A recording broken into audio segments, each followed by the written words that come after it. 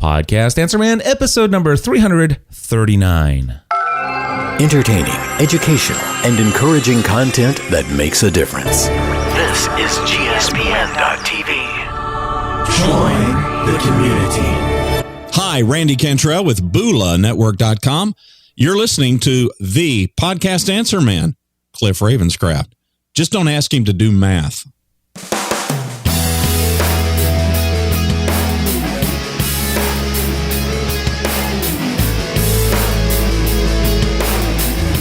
Well, hello everyone, and welcome back to another episode of the Podcast Answer Man. My name is Cliff Ravenscraft, and this, my friends, is the podcast devoted to taking your podcast, your business, and your life to the next level. It doesn't matter if you're brand new to this online world, if you have been doing this for many years. This, my friends, is the podcast for you. A podcast to remind us that we can all do something to take our podcast and everything we do in life to the next level. Well, my friends, I certainly hope that you have had a very blessed year here in 2013. The Ravenscraft family has just wrapped up our Christmas together, and we are getting ready to bring in and ring in 2014. 2013 has been a year of many blessings in our home and in our business here, and I'm just beside myself. And I know that a lot of people have been following my story, and I know that there are a number of you out there who follow Podcast Answer Man, not because you're looking to take your podcast to the next level, but you follow it because you're interested in this journey that I've been on, this journey of taking a hobby about a TV show, this fan podcast, and then all of a sudden creating an online community and falling in love with this idea of creating content that has a positive impact on people's lives.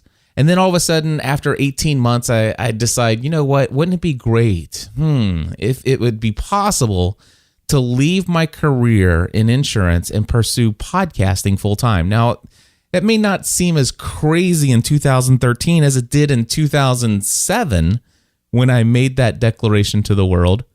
But it was pretty crazy back then. And a lot of you have seen the grinding it out that has happened and has got me to where, to this place where I am today. And then again, there are some of you out there who are relatively new to Podcast Answer Man and have recently been introduced to me. And you may have heard some of the stories of the grinding it out and stuff like that, but it seems to be such a very short, brief overview of 2008. It usually, all of 2008 is usually wrapped up in maybe a couple sentences when I retell the story, even from the stage.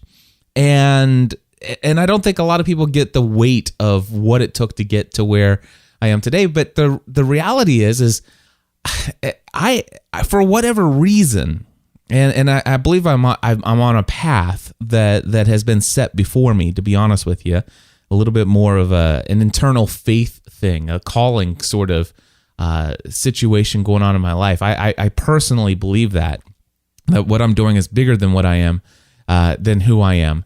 But the reality is that I have achieved some pretty outlandish stuff. I mean, things just seem to fall in place. And there are a lot of people out there I know that just want to duplicate exactly what I've been able to achieve. And I get it in emails and requests for consulting gigs. It's like, hey, Cliff, I'd love to talk with you. Is there any way that I could possibly convince you to do another one-on-one consulting session? And the reality is that I hate my job and I hate this, but I love this. And chances are I'm not going to have this job within 6 months, and I need to create a podcast, and I want to do podcasting full time and make it my career just like you. And I'm like, where does this come up? Where is this idea that I could ever help anybody turn their passion for podcasting into a career within 6 months? I just don't get that. I was never able to do it in 6 months. I mean, it was 18 months before I decided I wanted to go full time. A year and a half of grinding it out, doing it more than a full-time job on top of my full-time job. I mean, the reality that I could ever help anybody in 6 months do something I've never done personally within such a time frame. And then the question becomes, well, can anyone turn this into their full-time career? Can anyone create whatever it is? And the reality is, I think that there are some of you out there that have that potential. I believe that. And there are some of you that to be honest with you, there are so many benefits for you to create a podcast that I really believe you should create a podcast. But are you going to leave your full-time career and pursue it within 6 months? Well, most people probably not. Maybe one out of every 1,000 of you could probably pull that off. I mean, somebody like a John Lee Dumas certainly pulled off something great. But I think even if we were to get John on here, which I'll probably do eventually, because the reality is, I think I happen to know his backstory and some of the things he had in place before he began Entrepreneur on Fire. And I think that it probably should be pretty eye-opening to some of you to say, well, okay, maybe I can't duplicate exactly what John was doing because I don't have everything in place that he had before that. But here's the thing. I know that a lot of folks come to me because they want to become number one. They want to be a podcasting rock star. In fact, you know what? I just received an interview request from a guy. I unfortunately I don't have his name off the top of my head. He sent me several emails, but this guy says, I'm getting ready to create a podcast in the new year. Interviews with the podcasting stars, and I want to interview you. And so I told him, I said, once you get a couple episodes, once you have 10 episodes published, write me back and invite me, and I'll commit to you right now after you have 10 episodes published of your podcasting interviews with the podcasting rock stars. Then sure, email me back and I'll do it. And of course, he came back and begged me to do it sooner. And finally, I just stopped responding because I got he wouldn't take no for an answer, so I stopped answering. But to that person, if you're out there listening, if you do 10 interviews and publish all 10 episodes on the internet and reach out to me, I'll still fulfill my commitment to you. I will do it. But the reality is creating podcasting rock stars has never been my goal. My goal and my mission is to help people get their message out into the world. Now, do I believe that you can become an expert in your industry? Yes. But I think I think some people have this misnomer that where they believe that to become a podcasting rock star, that means you have hundreds of thousands of subscribers. You're known around the world. And when you walk into the mall in any city, people stop you and ask you for your autograph. I mean, I know that that's a little outlandish, but the reality is that so many people want to create a podcast because they want to become famous. They want to be able to be among their podcasting peers. They want to stand up high and say, I've made it. And I don't know. For me, it's just not what I desire to achieve in life. I've done some pretty amazing things that I know a lot of people would love to duplicate. And to be honest with you, some of those things, they're overwhelming to me. Well, today in this episode of Podcast Answer Man, I am going to be talking with Tom Adams. And in fact, I'm going to bring Tom on right now. He's standing by, and I will then explain to you how this interview came about. But Tom, I've just unmuted you. Thank you so much for coming on to Podcast Answer Man.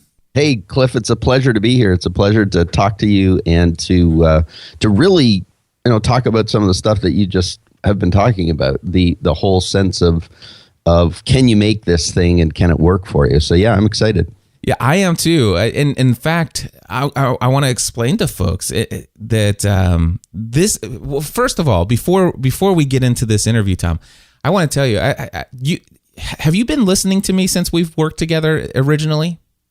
Here and there, I have to admit, I've got you on my podcast feeds, but I don't always get to them. Oh, dude, you're totally out of here now. I thought you were a true fan. No, I'm just kidding.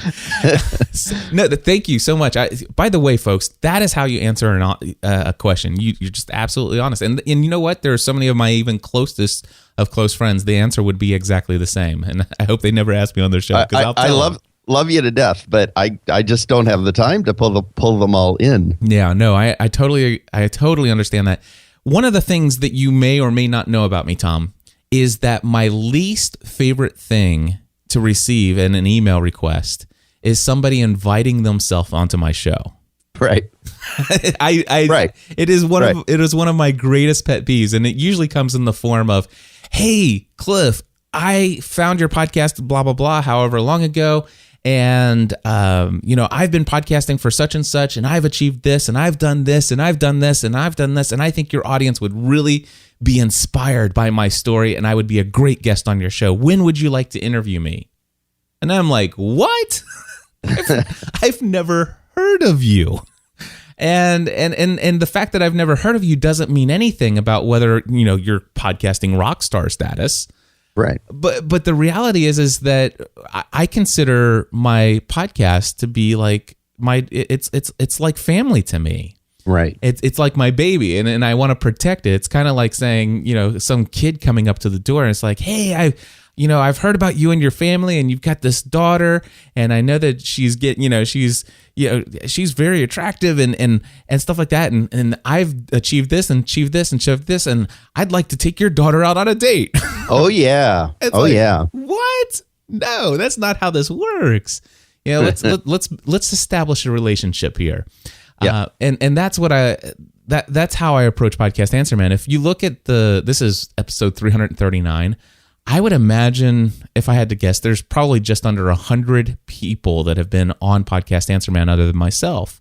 And they're all people I've had at least some form of a relationship with. And then the very few occasions where it's somebody that I was meeting for the very first time while talking to them, it was somebody like a CEO of a company that was a company that I had a relationship with. Right.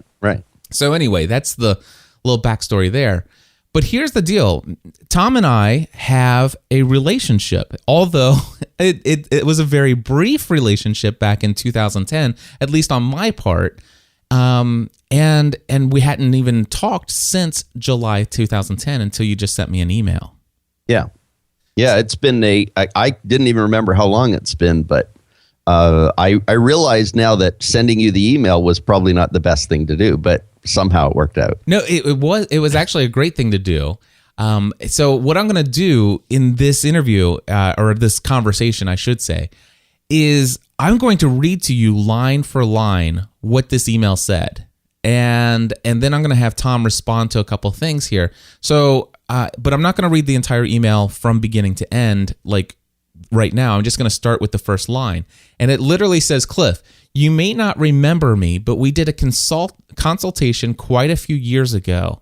You helped me a lot back then get some basics in motion and get started." So first thing I want to say to you is that this was by the way, I keep very good notes on all my consulting stuff. So I looked up, we had a 1-hour consulting session scheduled on July 21st, 2010, which was 3 years and 5 months ago. 3 years, 5 months ago. Wow. So wow. We talked then. Back then, my consulting rate at the time was $150 per hour. Yes, it was. And I can tell you right now, I was still struggling a little bit with this mindset of scarcity versus the mindset abundance in my business and stuff like that. And the reason I know that is because for some reason I talked you into paying me by check, and you actually when I invoiced you, you actually sent me a check because for whatever reason I didn't want to accept credit cards at the time because they would take 3% of that $150. Right. Things have changed since then. Oh man. Can you tell me how did you first get in touch with me? How did you first learn about me, and why did you hire me? Do you remember those things? Yeah, I do actually. I recall I have always been interested in audio. I grew up in a recording studio. My dad had an international radio ministry, and I grew up around recordings and microphones. And over the years, I've done some other stuff. I did a series of television shows. The point being to create connections in my community. And a couple of years ago, I started going, I need to get a podcast going. I have this niche industry I do a lot of work in, and I needed to find a way to to get in front of people on a regular basis. And I knew the pieces of it, but I knew, and I always believe there's somebody smarter out there than me that can solve a problem more quickly than I can figure it out. I like figuring it out. I have fun figuring it out, but there's sometimes you just have to create efficiencies. And so I went looking and I found you. You were still pretty early on, but you were selling different pieces of equipment. And I remember when I knew that you knew enough to sell those pieces of equipment, you had to be smart enough. And I listened to every podcast you had done up until that point, and I went, this is the guy that can help me move from where I am to where I want to be as quickly as possible. And so that's why I went looking for you. That's why I hired you. And you did hire me for a 1 hour consulting session. And from this email here, it says you helped me a lot back then. So basically you're telling me with 1 hour, I helped you a lot. I still have the notes from that session. They're not sitting right in front of me, but I still have the notes in a file folder from that session. I wrote for 1 hour like crazy. I never stopped writing the whole time. And we did technical stuff. We went from technical stuff to sort of beliefs about podcasting to we went through a whole lot of things. And those kind of things help me immensely. Just feel like, okay, I can go from this idea of a podcast into an actual podcast that will work. I love it. Yeah. All right. So the email continues. All right. So he says, cool news on the new house that you're building, and more importantly, all the amazing success you've had. Congratulations. Very cool stuff. I wanted to let you know that if you ever wanted to have a show where you talked about slow and steady, grind it out podcasting, I've proven it. I'm not a podcast rock star. No huge numbers to my credit. Now, that I'm going to break there in the email. First and foremost, slow and steady, grind it out podcasting. That is my mantra. Yep. That is absolutely my mantra. So you certainly picked some phrases that push some buttons. It's like, okay, wait a second. And I love that you even said, I'm not, and this is word for word, I'm not a podcast rock star. No huge numbers to my credit.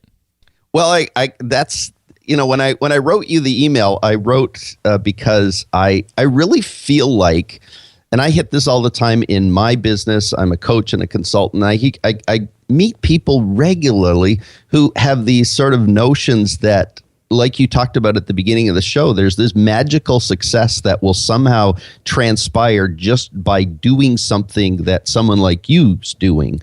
And what I've realized for myself when I wrote you was to say, I know that you're talking about this on a frequent basis, but generally speaking, we very much get seduced by people like you in terms of the success you have today, but we don't see the work you did yesterday to get to today. And we look at some of these other people who are doing, have really amazing success, but we don't want the work, we want the lottery. Exactly. That is exactly right. And so you said, listen, I'm not this podcasting rock star. I have no huge numbers. I'm not 500,000 people or even 100,000 people. I've worked slow and steady ever since we first had a 1 hour consulting job back in 2010. And by the way, folks, this is the first time Tom and I have talked since this email. And this email, which came last week, was the first time that we had communicated with one another since July 2010. Yep. And his next line after he says, no huge numbers to my credit, he says, but I will broadcast my 166th episode this week to a really small niche B2B services audience.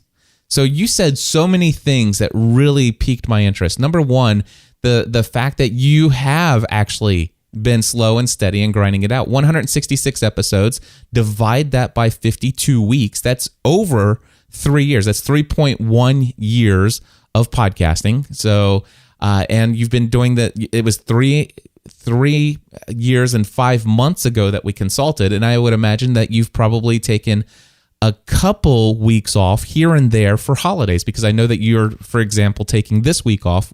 Episode 167 won't go out this week because of Christmas time. Right. No, I actually started the podcast. My very first episode was July 5th, 2010. So it wasn't long after our conversation that I jumped in and said, let's go to work. Yeah, as a matter of fact, I think from what I'm seeing here, I believe that you started it and then you hired me. Oh, yes, that's right. So you had started it just like 2 weeks before our call. Right. And then I realized I needed help. And then you said this. I love this. Tell me a little bit more about your really small B2B services audience. Okay, so I have spent 10 years consulting and providing marketing support services to what is known as the commercial records management industry. I call it RIM, which is Records and Information Management, and I work with the companies that service the information and records management needs of the business, medical, government world. So when you're required to keep your documents, your financial documents for 7 years, my clients are the ones who house those documents for the period of 7 years in physical format, or who actually destroy those documents at the end. So shredding companies, companies that scan those documents into digital format. Those are my clients. There's maybe 1,000 to a couple of thousand of them in the entire world. Okay. So it's a really small number. So you're now, when you think about your target audience are people who work at this. What people within these 1,000 or so target companies? What person or people in those companies are you trying to reach with this podcast? Like every employee, or are you? No. Generally, I'm trying to reach the owners of those companies, the executives of those companies, or the senior management teams of those companies. So somewhere between 1 to 5 people in each of the companies. Yes. And there are about 1,000 of those companies in existence in the world. So we're talking about, out of the entire world, you're trying to reach no more than about 5,000 people in this world. Right. That's really all I'm chasing. All right. And the reality is, this is back in 2010. I think the iPhone was just coming out at the time. Mm-hmm. So podcasting was a little bit more difficult back in 2010 than it is today to get content onto your mobile device and take it with you, your audio content. So what made you think that podcasting could reach those people? I mean, that was a stretch to think, man, that is, I mean, I'm all for narrowly niching your audience, but man, the reality is there's only about 5,000 people in your target audience overall. And the reality is how many of those 5,000 people even know or care about what a podcast is? Right. That was my sort of outrageous belief, was that somehow I could use this thing and get them to think that way. And, if you understand Pareto's principle, the 80-20 law, well, I really only could ultimately see myself getting in front of maybe 1,000 or less. Yeah. Because just the nature of the beast, the nature of the reality is there's only so many people who are going to listen to this, have the time, the capacity, the energy. And so part of it came from a belief that maybe I wasn't just trying to reach people with the message. Maybe the actual act of podcasting was a way of reaching people. And if there's a subtle difference there. Explain that a little bit. Yeah. So 15 years ago, I did a television show. I had no television experience. I was a minister for a number of years coming out of university. I built a chain of menswear stores, and I blew that chain of menswear stores up. So I built it and I blew it up. So I had all this kind of strange experience. But what I knew was that I'd learned a lot along the way. And so I hung up my shingle as a consultant. And what I discovered was when I tried calling people who were senior executives, owners of companies, they wouldn't let me in the door. So I went, well, this is crazy. So I was in Canada at the time. I went to my local TV station and I said, can I do a television show? And they said, no. And I said, okay, so what does it take to get a television show? And they told me that if you do a treatment and you present this treatment to them, they would figure out a way to make it happen. Well, they were desperate at one point, And I kept asking, and they said, okay, here, do a TV show. And so I built this TV show with the express purpose in my mind, not of anyone watching the show, but of being able to actually connect to people that I wanted to talk to. Right. Because I had a TV show to do that with. And the TV show served a purpose. Little did I know it would get really good and lots of people would watch. And eventually the show was broadcast across Canada. But what it did for me was it gave me the ability to get in front of people I couldn't get in front of otherwise. Right. And so that underlying belief system from my television show, eventually the value of the show became evident. But it was the only way I could talk to people, as a late 20-year-old trying to be a consultant, realizing I couldn't get in front of people. So that belief sort of lived in my history. And so with my podcast, I have this very small niche audience, and I knew that I could only get a certain percentage of them. But what I also knew was that I could talk to people. And if I talked to enough of the right people, they would then pass the message on. Right. So you said some wonderful things there, and I'm going to track back to that in just a moment with your current podcast and the one that you started in 2010. But I want to go back to this TV show because it's still a little nebulous to me. What was your television show about? So my television show is called Adams and Company, and Adams and Company was a show that profiled world-class, fast and funky companies and the people that made them that way. Okay. And so I had this, and it was kind of like a business magazine show in my local marketplace. And so the first year I did it, that's what I did. I went to really cool companies in my greater city, which is west of Toronto, in the sort of metropolitan area, companies that I thought were really cool. And what I did was I would call the CEO of the company or the president or the owner, and I'd say, hi, my name is Tom Adams. I have a TV show on the local TV station. I'd love to interview you. And they would go, yes, okay, yes, let's do that. Because, at that level, everybody wants positive publicity in their local area. Yeah.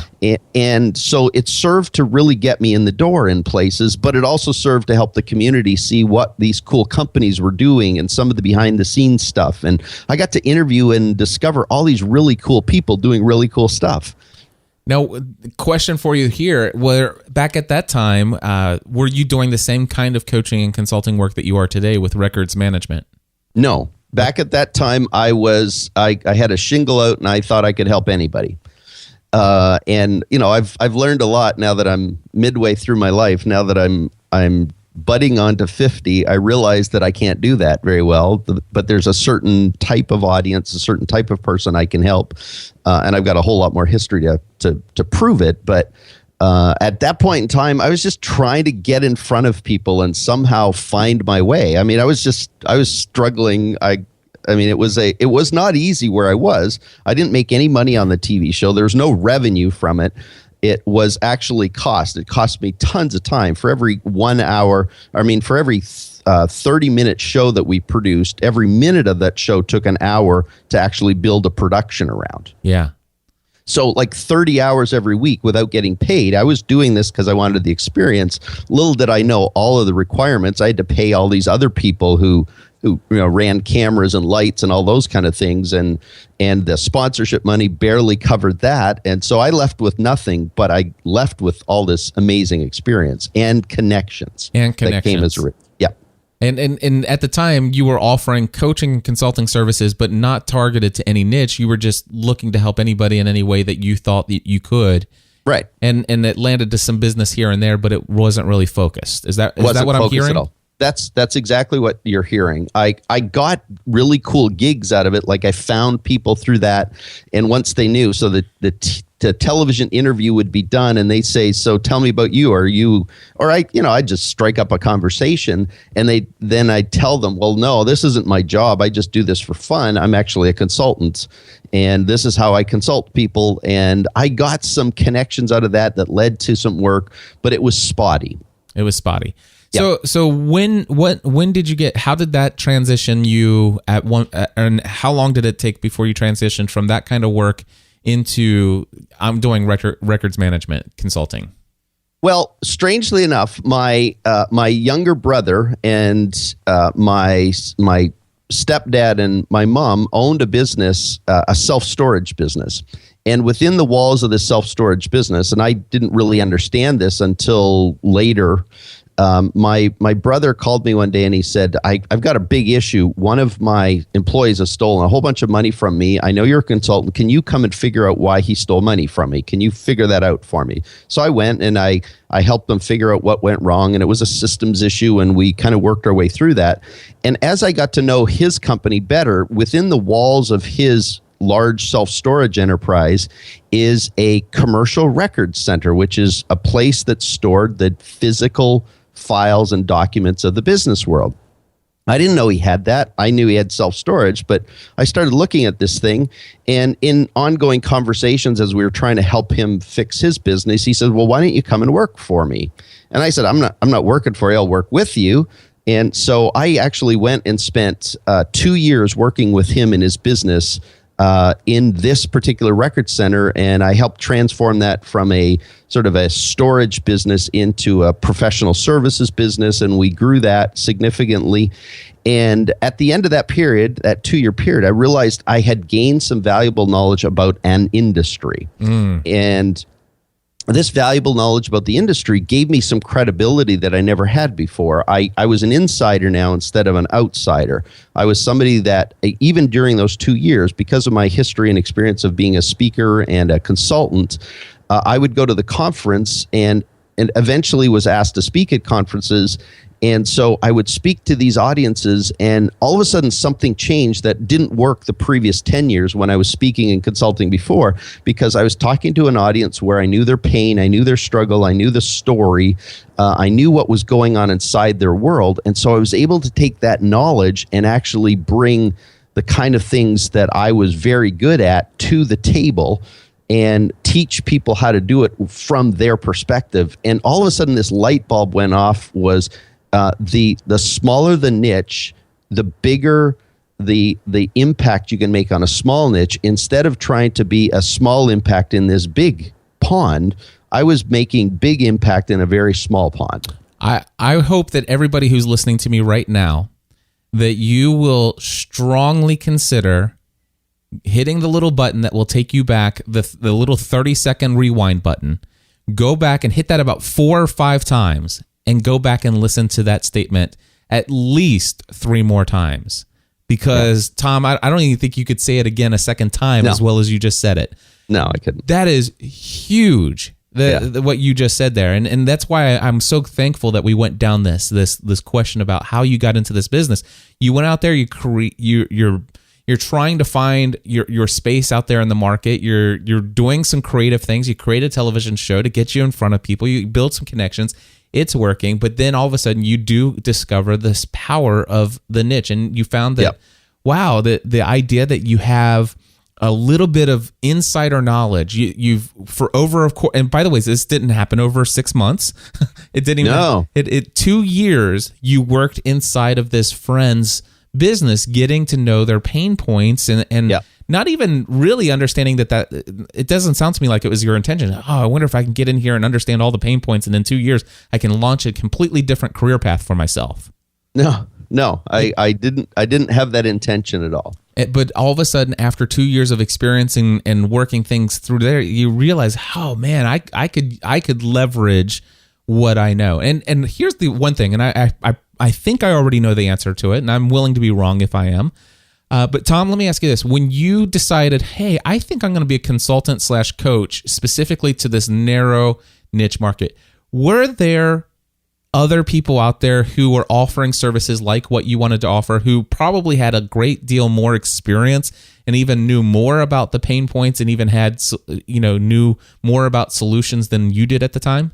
Oh, without question. Without question. Yeah. And by a long shot. Exactly. And so and of course the question we all often ask ourselves is who am I to actually stand up and say I'm the person to give you the solution to your problem. There are other people out there who are far more qualified than I am. And I hear this a lot from my students who want to create a podcast around a specific niche. They're like, there's people out there that know a whole lot more than I do. But the reality is, Tom, is there are over 1,000 of these companies, just over 1,000 of these companies, and there aren't 1,000 of those experts out there. No. Well, and the thing for me was always, and somebody taught me this, so I'd claim no ownership of it. But this lesson that you just spoke of, I don't know enough. There's other people who are smarter. I always believed that I was in 6th grade helping people in 4th grade. Exactly. Remember in 4th grade, you went, man, somebody in 6th grade is a rock star. They know what they're talking about. They have it figured out. If I could just get that 6th grader to teach me something, I'd be set. Well, I don't consider myself a PhD talking to 4th graders. I just a little bit ahead on some areas. And if I can just share my wisdom, my knowledge, my expertise, and help people along the way and provide exceptional value, it will be of value to them. So that notion that you have to somehow have it all figured out, just have it a little bit more figured out. It's that whole line, in the land of the blind, the one-eyed man is king. Nice. I love it. All right, so you create this consulting business where you're consulting in this service industry, the records management industry. Yeah. And you've been doing this for 10 years. You come and you create a podcast called, was it RIM Pro Report from the beginning? Right from the beginning. Yeah, I called it the RIM Pro Report right from the beginning. All right. Yep. And the idea is that I want to reach as many of the up to 5,000 people I could potentially, or that I want to potentially reach within these companies. Yes. That exist today. In your mind, did you believe that you were going to reach, how many of those people did you think that you would be able to reach? I've always believed that Pareto principle, which is if you've got an audience of X, then the likelihood is you're going to reach a variant of the 20%. Whether it be 15% or 25%, but you're more likely to reach that number than the big number. So I was more convinced that this show was about the 500, not the 5,000. Okay. And how did you, when you positioned this podcast and you created the RIM Pro Report, yep, how did you market this so that you could potentially get into those people's, so that they became aware that you exist?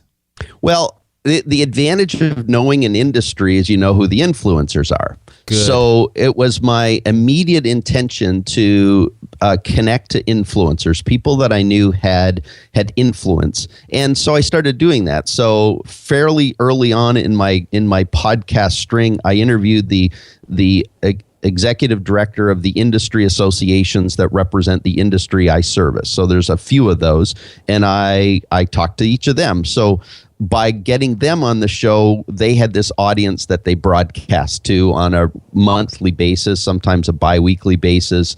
And so if I got them on, I could get some sort of flow from that.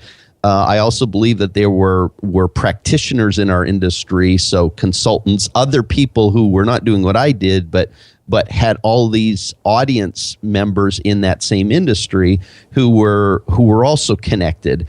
And so I was very strategic about the 500, trying to figure out who are of these 500, who are the best people to get on early on to get some flow to it and to get some listenership.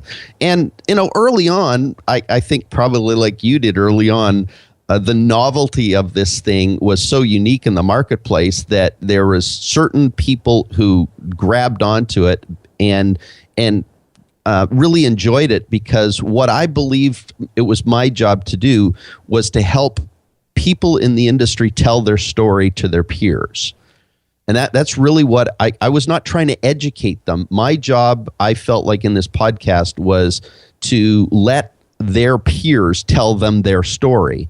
And when you tell somebody your story, what happens is they learn something from your story more than they do from a lesson plan. So for me, it was always just interviewing people and letting them tell their story and being really good at interviewing them to discover that story. And when I help them discover their own story and tell it, then they say to all their friends, "Oh my goodness, I was just on this show." And so I got some reverberation effect from people who really enjoyed telling their own story and other people who heard about it, and it just kind of created its own little momentum wave, and that momentum wave within this really tiny audience. So the show, has it always been an interview format, or has all the episodes been interview format, or have you done some shows solo where you do kind of talk to your audience? Yeah, I've done some solo shows. I've done what I called year in reviews, and I've done sort of some episodes where I brought some of my knowledge to bear on certain situations that were happening in the industry. But 90% of the shows have been interview based. Excellent. Very good. Yep. So your audience today, I mean, are you willing to share what the size of your audience is? The number of people who download your show? Yeah, I get about a 500 download per episode in the first couple of weeks. Okay. So we broadcast every Thursday, and that first week and a half to 2 weeks, we get about 500. And then depending on who it is and who's made more noise about it, the longer term trail of that can really grow. So we have some shows that are up in the thousands of listens, and others who sort of get stuck at 500. Gotcha. Yeah, that and that is a very good, solid niche podcast audience. And even I know your overall target audience can't be more than approximately 5,000 people, as we've talked about. Right. But even in a small, very very narrowly niched audience, as niche as you can get down, even if the potential target audience is in the 50,000, 100,000 person range, I'd still say, from my experience of what I've seen in working with other people, about 500 to 1,500 downloads per episode in a narrowly niched audience. That is a very good sized audience. And especially if your content is so niche that it's not really appealing to anyone outside of that niche, right? Chances are those people are the most loyally engaged people you could ever have as a subscriber.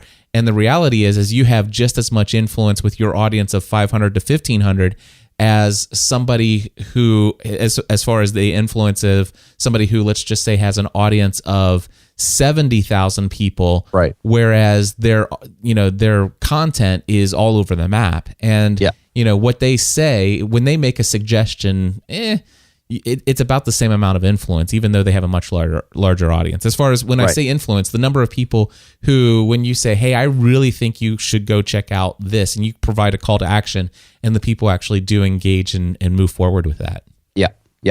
So the next thing I have here, by the way, so basically you said, but I still broadcast my I will broadcast my 166th episode this week to a really small niche B2B services audience. And then you said, I have an exclusive sponsorship. I've had an exclusive sponsorship for 2 years now. Yep. How did you land that sponsor? Well, I knew that there was people in the industry who were big believers because they had told me that, and I had actually had them on the show. And one such company was a software company who is progressive, is leading edge in what they're always trying to do, and the senior vice president of that company, who was responsible for marketing and sales and all that, said, we spend our money on all these other things that don't seem to get us in front of people on a regular basis. I'd rather spend it with you. And he pulled his advertising from some other places and put it in the RimPro report. And what was kind of cool about that is that gave us this whole second wave, both from the perspective of this consistency that brought to the show, but also the second wave of every time we did a show and put it out there, they broadcast it to their audience, and they were the largest. They were the actual largest software company in the industry. So it gave us this sort of duplicate effect. So every time we did a show, they would tell their audience about us or their clients about us. And that really built this really nice momentum once they joined as sponsors. Now, the sponsorship, is it a significant percentage of your business income, or is it something that simply offsets a few of the costs associated with your online efforts? It's compared to what we produce as a company overall, it's really small, but it helps to pay my staff who help me with the show. It helps to pay all of the expenses related to the show, and really gives us that capability of being really efficient at doing what we're doing, so that I'm not spending all my time editing shows and all of that kind of stuff. I basically turn the mic on, turn the dial the phone, and the interview happens. And after that, I don't touch it. So this show is obviously, you did this for a year and a half before you had your sponsor, if I did the math right. And of course, as my good friend, right, who was that at the beginning of the show? Randy Don't Cantrell. let you do math. Randy will tell you. He says, "Listen, don't let Cliff do math." But I think you did this for about a year and a half before you had a sponsor. You would have continued to do the show, I believe, without a sponsor, wouldn't you? Yeah, I would definitely have done it. I just don't think this show would have been as consistent. Gotcha. I feel like it would have been more inconsistent, because when you have this sponsor who says, I'm sponsoring this show, and you've got an agreement with them, you go, I got to get a show this week. So there's more energy around making sure a show's done than without a sponsor. Do you have any feeling, or have you worked out any kind of measurement with your sponsor to find out how your audience and their sponsorship on your show has helped them? We've talked about it over the years. In fact, just this week, I got an email that said, from listening to my show, a listener in South America had actually decided to buy the software that sponsors my show. So there's been those sort of peripheral things. The goal was always just to keep their name on something that was much more interactive. I think they're not typically measuring it by how much business did they produce. They were spending the money anyways. They just believed this was a better spend for them. Yeah, that makes that, there's a lot of talk about ROI. What is this return on investment? And it's not always in direct sales. Sometimes it is name recognition and right. And the type of message that you're putting out there, and the integrity of who you're supporting with your with your ad dollars. And so very interesting. And then what about your audience? Have you had anybody in your audience who has said, hey, in the past 2 years, you've had this sponsor and I've purchased their software, and wow, what a difference. Thank you. Have you had anything like that? Oh, yeah. No, I've had people who have definitely made the decision to go to that direction with their software purchase based on who's sponsoring the show. So yeah, it's come up, but I don't necessarily see the end results of that, and I don't necessarily hear the end results of that, but I'm aware of the connection, because in a small market like this, there's only so many software companies as well that are servicing this market. Absolutely. So those connections become fairly evident relatively quickly, but in a lot of ways too, a lot of the audience are already people who are in the business, so they've already purchased the software. And it's a reminder to them that this software company continues to support the industry and continues to support them through it. Awesome. The next line of your email says, I've gotten paid to be a part of international conferences and events using the podcast as the hook. Yeah, so I'll tell you this story. So I get called one day from the association, the two associations, and they're holding a conference in Europe. And the pitch to me was, can we do the RIM Pro Report live in Europe? And I went, yeah, what are we doing? And basically, they wanted to take my whole podcast format and put it on the stage at a European conference where I actually interviewed CEOs from Europe about what was happening in their business and their perspectives on the industry. And so the whole show got basically taken to the live stage, which was a blast.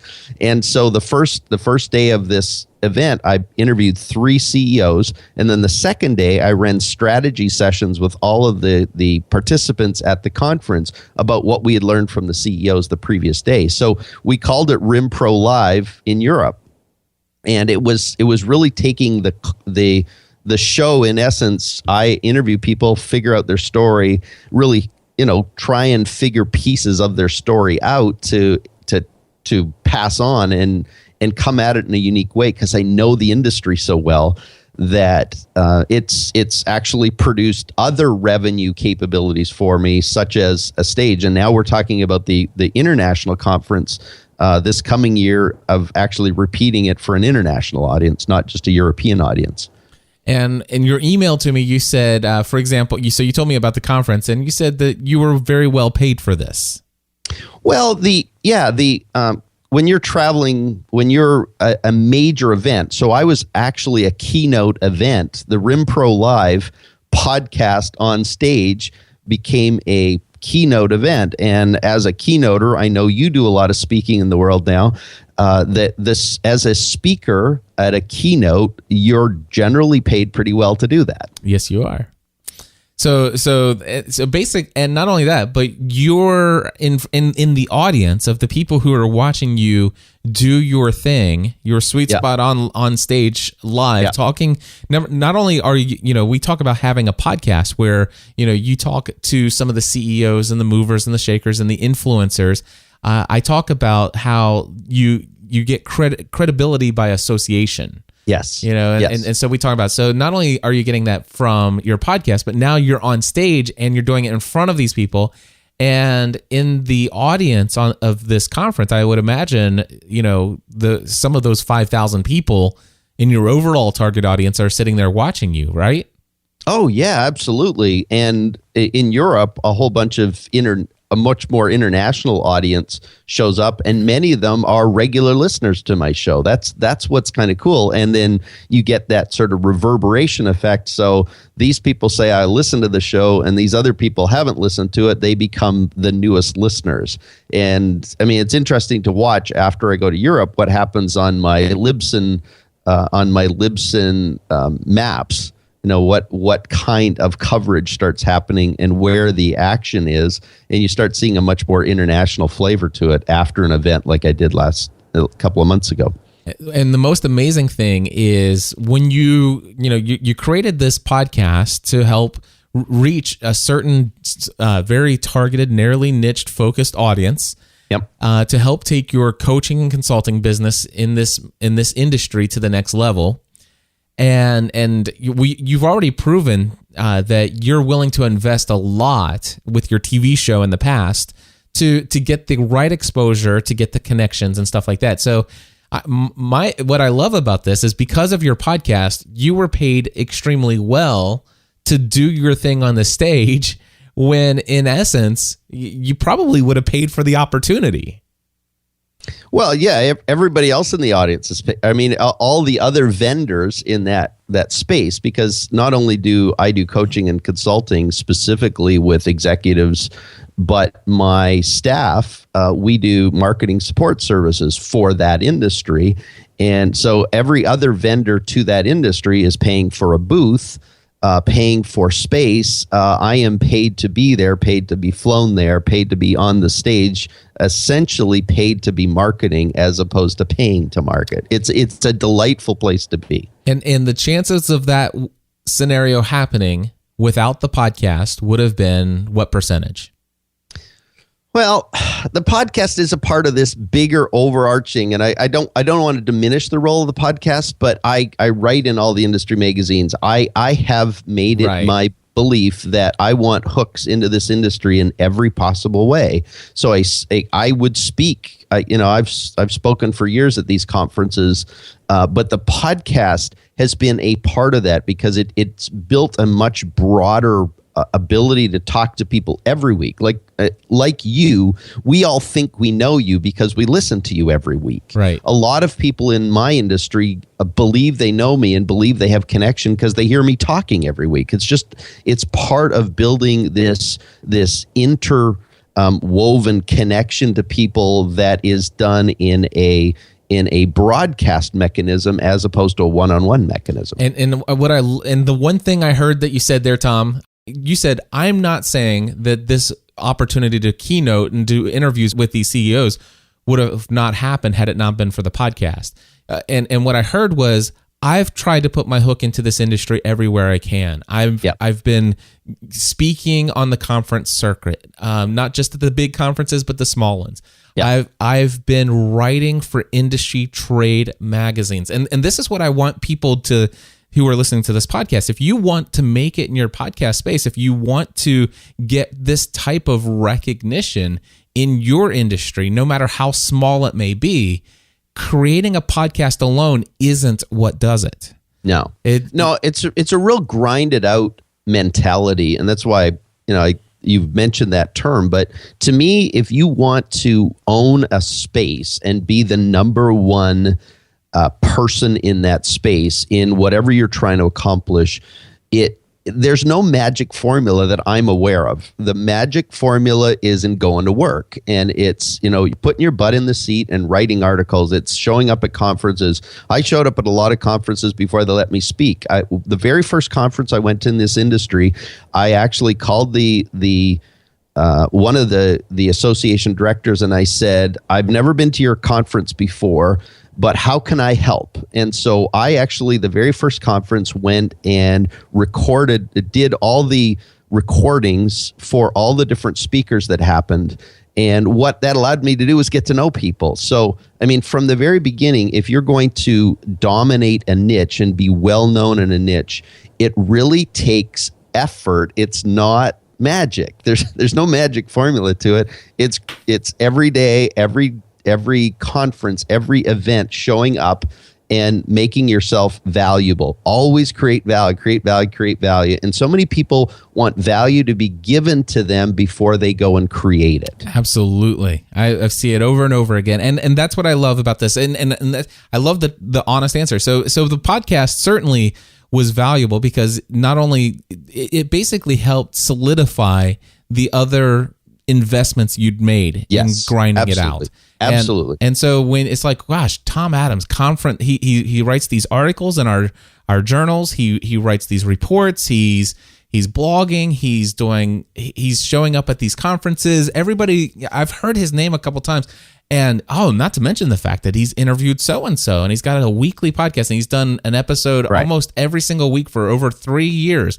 This is amazing. We got to have him out to our show. We'll make him the keynote, and gosh, let's have him bring our podcast out live. It'll show that we're forward thinking. We're on the latest edge of technology. Yes. I love all of that. And what was really cool about it is, like, in this event thing, we've used the podcast, I believe, to actually get that sense of regular connection with people and constantly talking. But even on the podcast, we took the 3 CEO interviews and actually made them episodes. So then we rebroadcast to these CEOs, and these CEOs were from large companies, so they have their whole internal network. But the grinded out of the 7 years before I started the podcast, you only got to show up in people's lives generally once a quarter or once, every 3 to 6 months, because that's when the conferences or that's when the magazines come out. Now I'm there every week. Yes. And that's what changes the flavor of it for me. In your podcast, do you do calls to action, advertising your own products and services quite often? Do you do it every now and then? How do you do that? Almost never. Okay. Yeah, I see the podcast as my place to create community. And by creating community, I am the most known and trusted. So I have always started from the premise it's my job to build trust. There's enough other places where I'm marketing to the industry. This tool has been a place to build trust and build connections. I like that. And when I have trust built, when I build trust, the actual people who come to us to work with us never question us. We never get questioned on pricing, any of that kind of stuff. By the time they show up to work with me as a coach, me as a consultant, my team as marketing support services, they're already trust committed. Yeah. So I'm doing all this work in advance, never to have to figure out that sense of, do they trust me or not? They're coming trust prepared leads, I call them. Excellent. Yeah, I love that. And there's no question, especially in such a small audience like that, you have people out there consistently talking about you on a regular basis, and they know who you are. Yeah. And they know what you do, and it's not their only opportunity to hear about what you've got going on in your world is not your podcast. Although they do hear you more frequently now, in other areas they are quite aware of what you do outside of the podcast. Yeah, and I think what begins to happen is when you understand that your job, for me, I don't see my job in my podcast as selling anything, but it doesn't diminish the fact that I don't say what I do, and I don't talk about the fact that I have, I learned this from a consulting client this week, or one of my coaching clients discovered this, or, as my team figures out what's wrong with Google AdWords this week, those things come up frequently in the conversations I have. So yes. I don't disown the connection. The connection is what gives me credibility. So I create trust. I create these connected relationships. I do that broadcast wise, but I'm constantly talking about the life I live, which is serving people in this industry and serving them with the tools and the staff that we have. So there is this interconnected part of it. I don't see them as separate, but I don't use the podcast as a selling platform or an offers platform even. Right. But yet in the email, you said, I've gotten paid to be a part of these conferences and using the podcast as a hook. It has gotten me business and referrals. So absolutely, it's without working. Without question. Well, the other piece of it is that I often, as part of my strategic decisions on who I invite onto the show, I'm inviting people that don't know enough about me yet. So I will go out and seek to talk to a company or a business that we already don't have an existing relationship with. I will talk to people, and after I hang up from the actual interview conversation, we often have 15, 20, 30-minute conversations after the interview's done. And those interviews have led to new business, to referral business, to all kinds of stuff coming out of that. Wow. That is very cool. And then you said, and I want to wrap, because we're just over an hour now, I want to wrap up with just the end of your email. You said it might help your listeners remove the greatness expectation, as well as help see them see the extreme value in small number podcasts. There's gold in this stuff. I could not agree with you more. Oh, yeah. You said we could talk about the incredible marketing value of a podcast that I've received for the other aspects of my business. I think we've talked a little bit about that. The one last thing down here, you said, I've started a video podcast as well, and it's now on its 50th episode. Yeah. So I have a couple specific direct questions, just real technical in nature here. Number one, is the video, I guess the video podcast is in iTunes as well?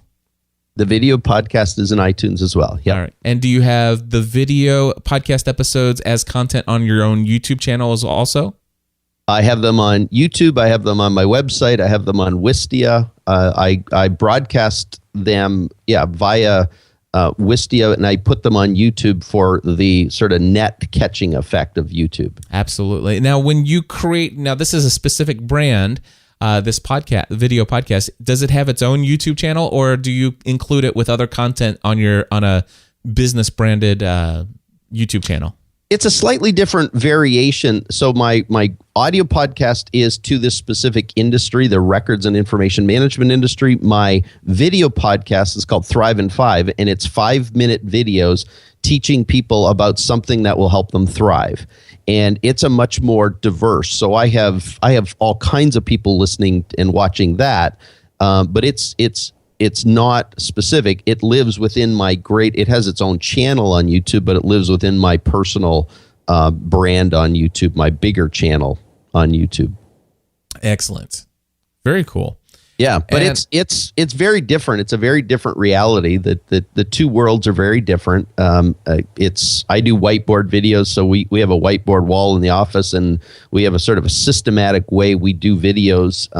We didn't talk about it, but I have a whole intern process with a standard operating procedure. So it takes 5 minutes to set up the studio. It takes 5 minutes to record a video, and then my team goes to work and actually edits the videos or edits the podcasts, the audio podcast as well. So there's a whole system behind how we do it, such that I spend most of my time in front of the microphone and or in front of the camera, instead of actually doing all of the detailed work behind the scenes. And I've worked that out through interns and developing standard operating procedures and process maps and some of the stuff I learned from you. I mean, one of those original pictures, I bought not only an hour of your time, I also bought the $39 setup on the compressor limiter gate from you, because and so that becomes part now of our standard operating procedure. There is a way that all the buttons must be set on the audio equipment. There is a way the buttons must be set on the video camera. The lights have to be this many feet from this wall and turned this way. We have complete operating procedures around that, so we can be extremely efficient around it all. That's awesome. And you have interns from a local school that come in and do this stuff for you? Yep. And we've taken interns and moved them into our part-time staff. And so because the podcast is growing, because the video podcast is growing, I moved an intern now who we really liked, and he actually does all the social media posting around the podcast and the video cast as well. That's awesome.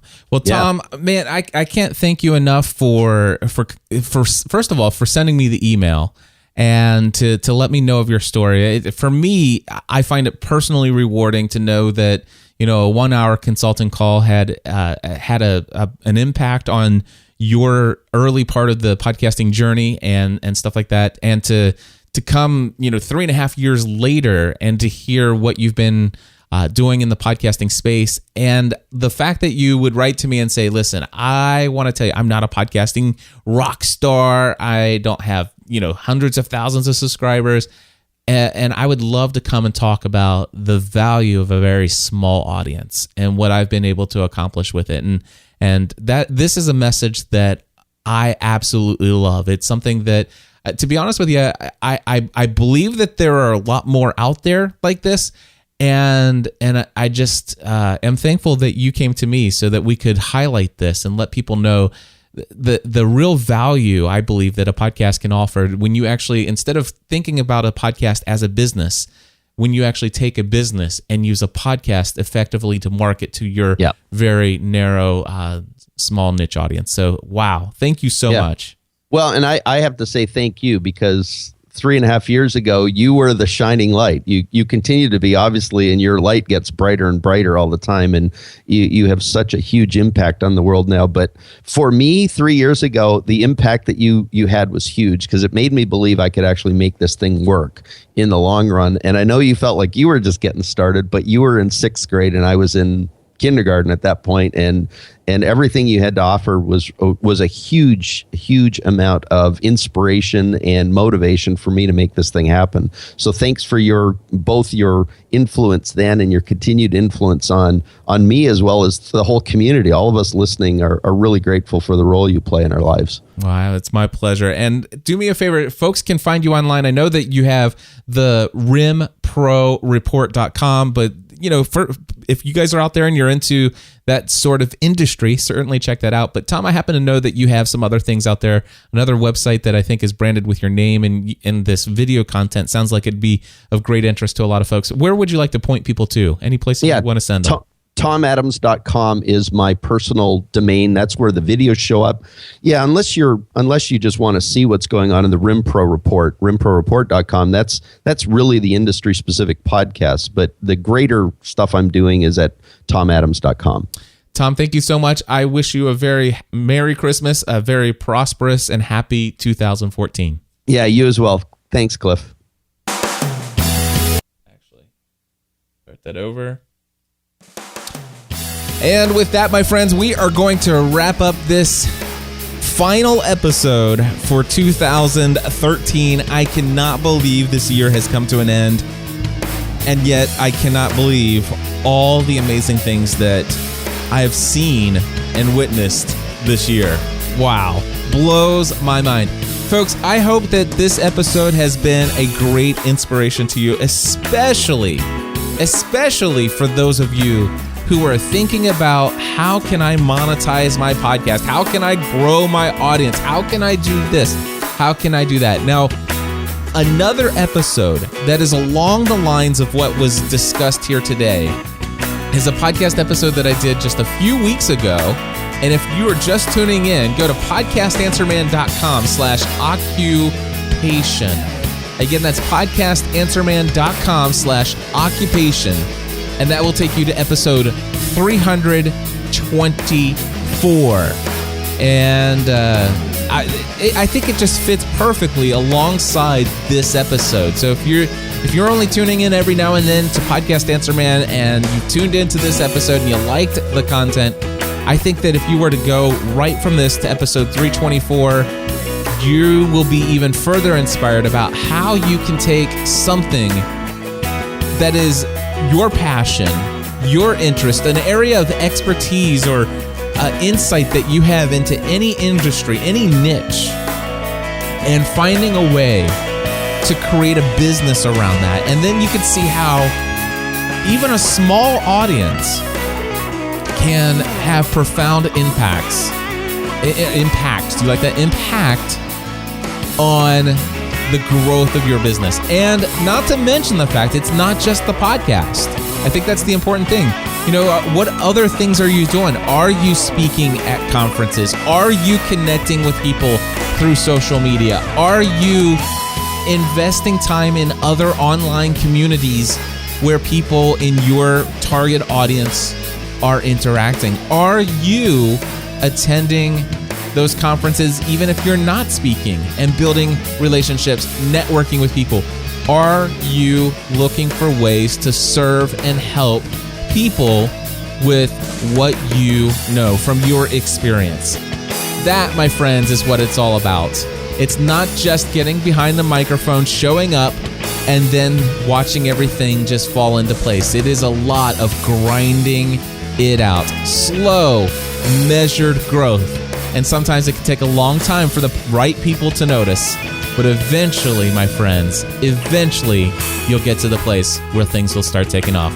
Happy New Year. God bless, and we'll see you in 2014.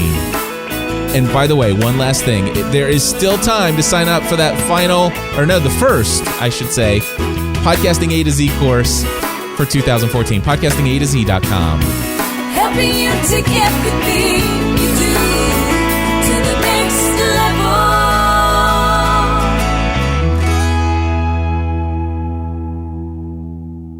Podcast Answer Man.